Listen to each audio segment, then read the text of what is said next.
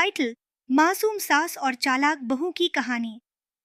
बहुत समय पहले की बात है। एक छोटे से गांव में एक सास बहू और बेटा रहते थे। सास का नाम सविता था, बहू का नाम प्रिया और बेटे का नाम राजेश। सविता जी बहुत ही सीधी सादी और भोली थी। गांव में सभी उनकी सरलता और अच्छे दिल के लिए उनकी प्रशंसा करते थे। वो हमेशा सबका भला चाहती और अपनी बहू को भी बेटी की तरह प्यार करती थी। लेकिन प्रिया, वो बहुत ही होशियार और चालाक थी। वो सोचती थी कि अगर घर का सारा कंट्रोल उसके हाथ में आ जाए तो वो अपने तरीके से घर चलाएगी। उसे सास के भोलेपन का फायदा उठाने में मजा आता था। प्रिया ने धीरे धीरे घर के कामों में अपनी मनमानी शुरू कर दी। वो सविता जी को कुछ न कुछ गलत साबित करने की कोशिश करती ताकि राजेश का ध्यान उसकी तरफ ज्यादा रहे और वो सास से दूर हो जाए।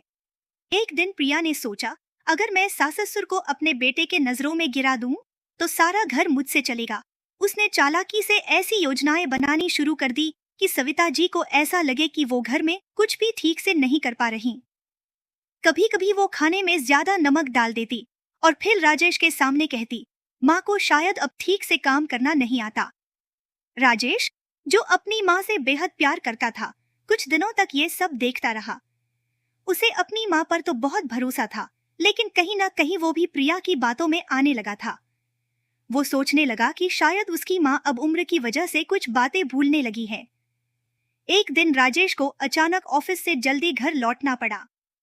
घर आकर उसने जो देखा वो उसे चौंका गया।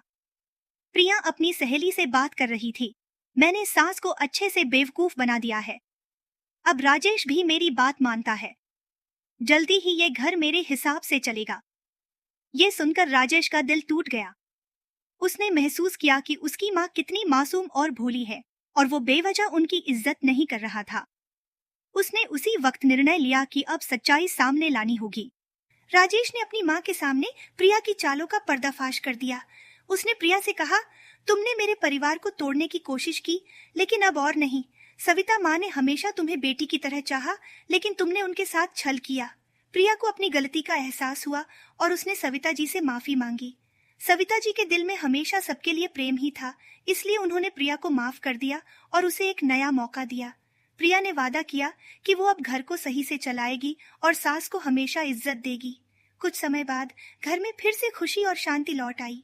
सविता जी, प्रिया और राजेश मिलकर परिवार को प्रेम और विश्वास से चलाने लगे और इस बार कोई चालबाजी नहीं, बल्कि सच्चे दिल से एक दूसरे का साथ निभाने लगे।